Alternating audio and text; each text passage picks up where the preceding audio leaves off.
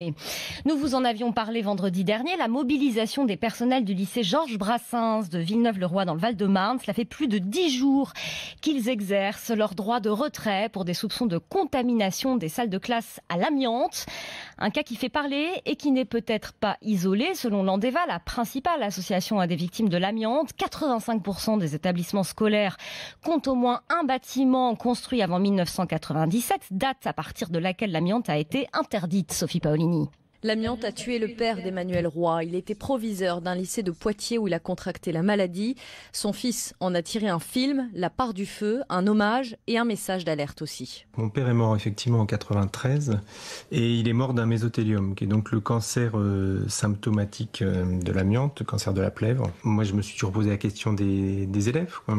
Effectivement, quand on revoit la mobilisation à Georges Brassens et que je vois ça, moi, ça me met dans une colère noire. Des témoignages comme celui-ci, Cyril Verlingue, prof de français, délégué du personnel au lycée Georges Brassens, en a reçu une dizaine depuis le début de la mobilisation.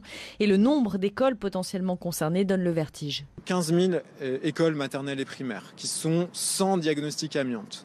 Donc rien que ça, c'est un chiffre énorme. On veut ces expertises-là, mais qu'elles soient menées de manière nationale sur tous les établissements dont on a un doute. C'est un scandale sanitaire, on veut savoir. On ne peut pas être dans l'ignorance face à un tel problème. Selon les autorités sanitaires, l'amiante pourrait provoquer jusqu'à 100 000 décès d'ici 2025, les maladies pouvant survenir jusqu'à 40 ans après l'exposition.